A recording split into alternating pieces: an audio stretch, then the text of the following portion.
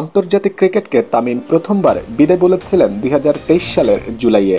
নানা নাটকীয়তার পর অবসর ভাঙার সিদ্ধান্ত নিয়েছিলেন তিনি। আন্তর্জাতিক ক্রিকেটে খেলেছিলেন ২ ম্যাচ, সেটিও ২০২৩ সালেই। এরপর থেকে আর জাতীয় দলে ছিলেন না তিনি। আসন্ন চ্যাম্পিয়ন্স ট্রফির আগে তিনি আবার দলে ফিরবেন কিনা তা নিয়ে চলছিল নানা আলোচনা। এমন সময় তামিম জানিয়েছেন আন্তর্জাতিক ক্রিকেটে আর ফিরছেন না তিনি।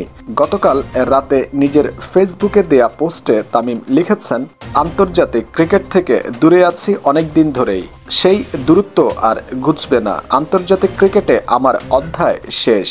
তিনি আরও বলেন, অনেকদিন ধরে এটা নিয়েই ভাবছিলাম। এখন যেহেতু সামনে চ্যাম্পিয়ন্স ট্রফির মতো বড় একটি আসর সামনে, আমি চাই না আমাকে ঘিরে আবার আলোচনা হোক এবং দলের মনোযোগ ব্যাহত হোক। এদিকে তামিম অবসর ঘোষণার পর দীর্ঘদিনের জাতীয় দল সতীর্থকে নিয়ে আবেগগণ পোস্ট দিয়েছেন মুশফিকুর রহিম। মুশফিক ফেসবুকে লিখেছেন, তামিম, তোর অবসরের পর আমি বলতে চাই যে তোর সমস্ত অর্জন নিয়ে আমি কতটা গর্বিত।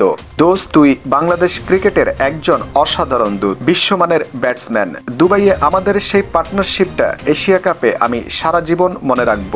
ভাঙা হাত নিয়ে তামিমের ব্যাট করার কথা উল্লেখ করে মুশফিক লিখেন, বিশেষ করে তুই যখন ভাঙা আঙ্গুল নিয়ে ব্যাট করছিলি, এটি দেশের প্রতি নিজেকে উজাড় করে দেওয়া এবং খেলাটির প্রতি তোর আবেগের বহিঃপ্রকাশ।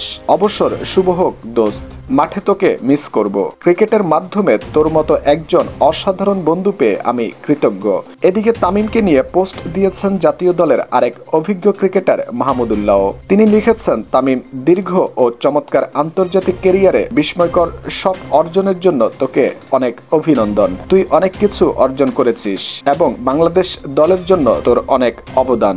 বাংলাদেশ দলের হয়ে আমরা শেষবারের মতো একসঙ্গে ব্যাটিং করে ফেলেছি। তিনি আরো লিখেন, তোর সঙ্গে খেলাটা খুব আনন্দের ছিল। মাঠ ও মাঠের বাইরে আমরা অনেক কিছু শেয়ার করেছি। আমি তোর সুখী অবসর কামনা করি এবং ভবিষ্যতের জন্য শুভকামনা জানাই। তোকে সবসময় মনে থাকবে।